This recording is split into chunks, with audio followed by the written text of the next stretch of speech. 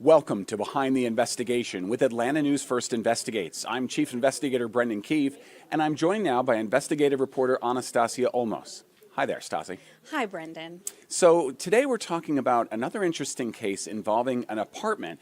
And what do you do when you essentially win concessions or a judgment from your landlord, but then your landlord goes bankrupt? Right. We did the first story a couple months ago about, what are your rights as a renter and what are the steps to take to get repairs for a habitable home, habitable meaning livable.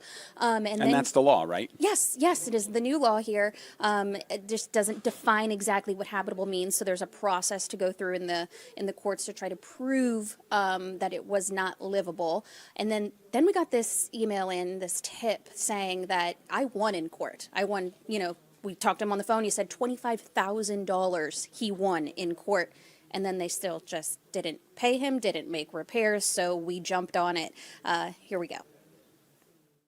I've never lived on where roaches are in the freaking refrigerator. I was like, Lord, you must be got a serious blessing for me to be going through this. Pastor George Polk Jr. moved into this Belvedere Park apartment with his daughter in 2019. The day I moved in, I walked straight from the front to the back. I said, we'll take it because I had been homeless and been living in the hotel.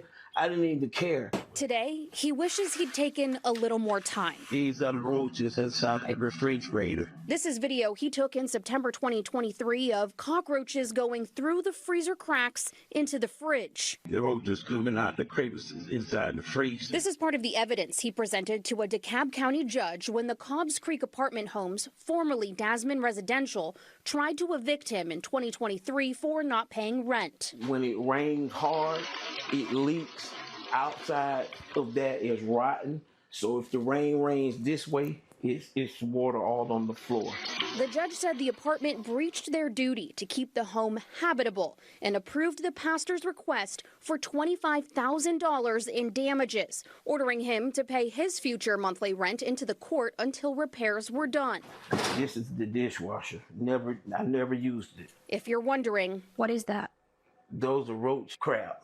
And this is today. Pastor George reached out to Atlanta News First Investigates for help after waiting more than a year for the money and repairs. So this is the mold, and as you can see, it was leaking from upstairs. See how the wall pushed in right there? He says things have only gotten worse. That whole ceiling up there collapsed. And that's been like that probably like 3 months now. According to court documents, the apartment owner defaulted on its loan in 2024, prompting the lender to place the complex into a receivership. That's when a third party takes over to manage and potentially sell the assets or property.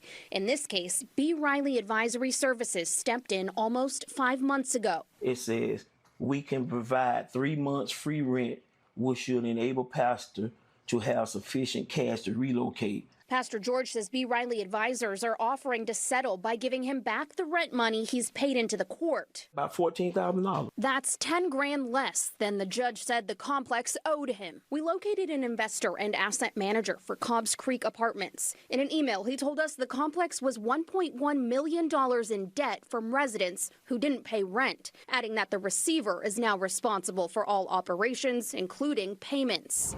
We also found the court documents state that the receiver can pay prior expenses it deems necessary for efficient operation of the property. DeKalb Pro Bono Executive Director Annie Jordan explained to us it can be complicated. It's sort of a question mark as to whether paying a judgment that was put in place before the receivership started, whether that's for the efficient use of the property. She suggests a renter in this situation file what's called a FIFE to place a lien on a property before it sells to a new owner. So if it ever got sold, it wouldn't be able to be sold without the lien being resolved. Pastor George says he's exhausted, but he's not giving up. You know, they say men don't cry, but Jesus wept. And they say God gonna send somebody to help you. And he sent you. We reached out to the financial advisor that took over the complex, but he would not speak with us. Pastor George tells me that the apartment staff informed him they would begin repairs in his apartment today. Now, if you're concerned about your rental conditions or collecting debts from your landlord, here's what you can do. Request repairs from your landlord in writing. Give them time and request again. You can also file a suit in small claims court for repairs, but do not stop paying rent. If you're awarded payment and end up waiting, like Pastor George, you can file a motion for contempt. You can also file a writ of five-fay to place a lien on the property, and you may get paid before it sells. You may also consider hiring an attorney to help you recover garnishment. Another fascinating story, but what can I do if this happens to me, or what can the viewer or listener do if this happens to them? Yeah, it's a little personal for me because I've actually had to look into this myself as a renter. Your rights are actually defined in the law as of 2024 that you are, do a habitable home. So the first thing you should do if you have a repair that needs to be done, things like mold, things like a ceiling falling in, your doors have to be closed and lock, your windows, things like that. So if you have any of those repairs that need to be done, the first thing is to give your landlord the chance. Request the repairs, and then you have to give them, quote, reasonable time. That depends on whatever the repair might be. Is it a part that they have to order for your heat? And then if they don't do it, request again. Get all of this in documentation. It could be text messages, emails, phone calls, document everything, what was said. And if you keep requesting and they're not making repairs, that's when you can take some action. You can file yourself in small claims court to get a judge to rule that they have to make these repairs. You can hire your own attorney, which can be expensive, to help you do this. And then once that judge makes a possible ruling, if you called in codes to come and inspect, that's a great thing to do because their documentation holds a little bit more weight on what might be out of codes here. But once you're in that courtroom and say you do get this, in this case, Pastor George, he was facing eviction and he just fought it and said, actually, I've been living in this horrible situation, so you should pay me. And they didn't show up in court. The judge said, they owe you $25,000 and they need to make repairs, ordered him to pay into the court his monthly rent until those repairs were done. And to this day, he is still paying into the court. So at this point, what we found that you can do is either, one, hire an attorney or do this yourself. You want to first file contempt so that the judge can issue another order. Hey, we're watching you, you need to pay. Pastor George, he did do that. Didn't really go anywhere. The judge told him that, her office told him that, maybe you need some legal help, maybe you need to hire an attorney. He's been through several, this poor man. And so now he's at the point of filing what's called a five-fay. It's kind of a Latin short term for this lien that you can place on the property. And we know that liens happen when the finances aren't necessarily there. So when they can't pay you in money, what is their property? What are their assets that they're not necessarily liquidated to produce the money, but you put a lien on that property so that they have to pay their debts before anything is sold. So that's where he's at right now. There's also another option, which honestly can get kind of complicated and would probably require an attorney. It's garnishments, meaning that you would have your attorney kind of track down the bank accounts and go through what are they spending money on and actually take that money because you owe me type of thing. It's a very complicated situation, and it's even more complicated in this situation because the apartment complex is now in receivership. Right, and in receivership means essentially the bank owns it. So the they in this case isn't even the apartment complex anymore.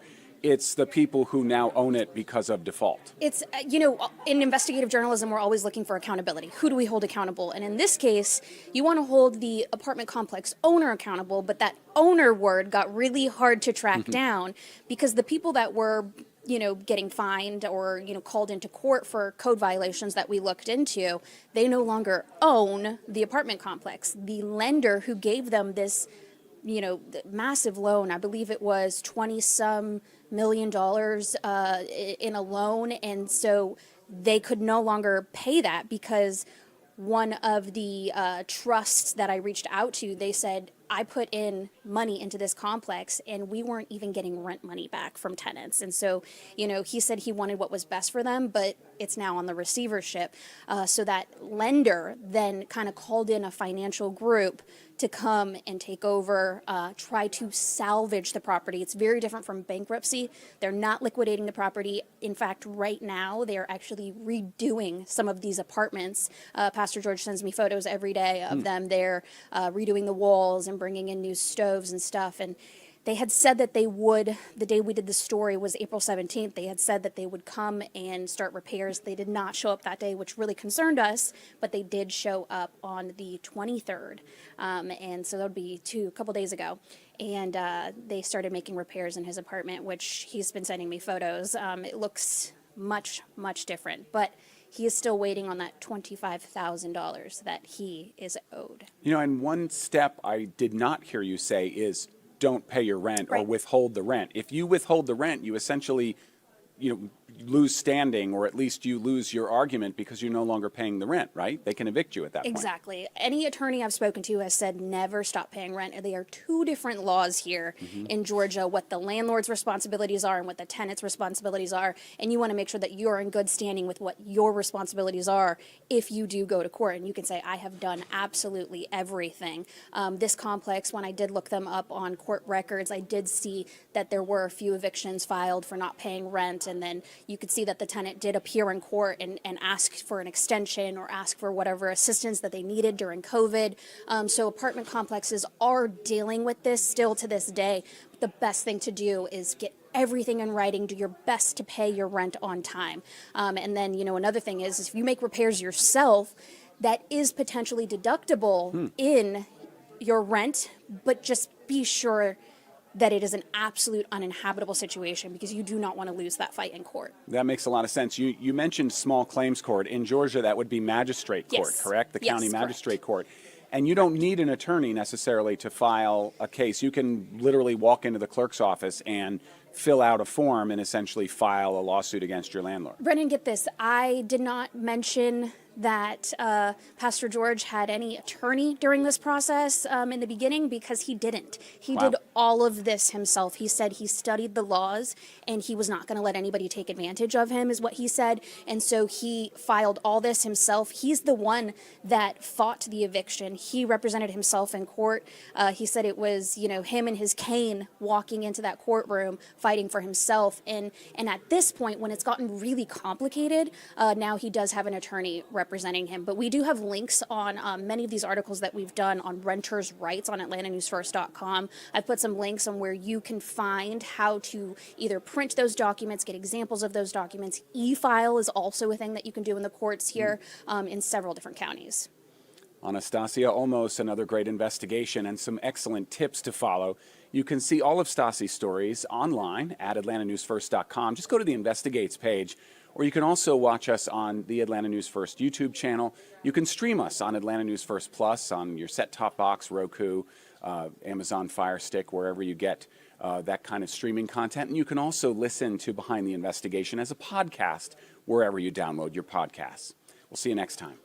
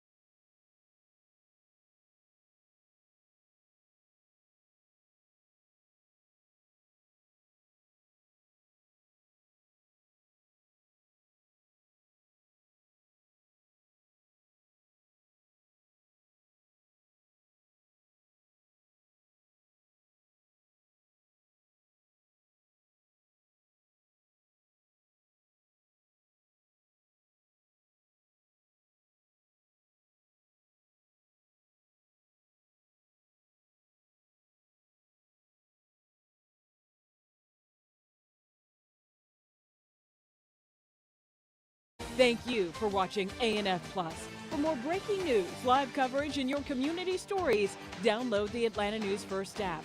You can also watch us on YouTube, Roku, Apple TV, and Fire TV. To join the conversation on YouTube Live, visit our channel and hit subscribe. You can also listen to the Atlanta News First podcast by searching Atlanta News First on your preferred listening platform.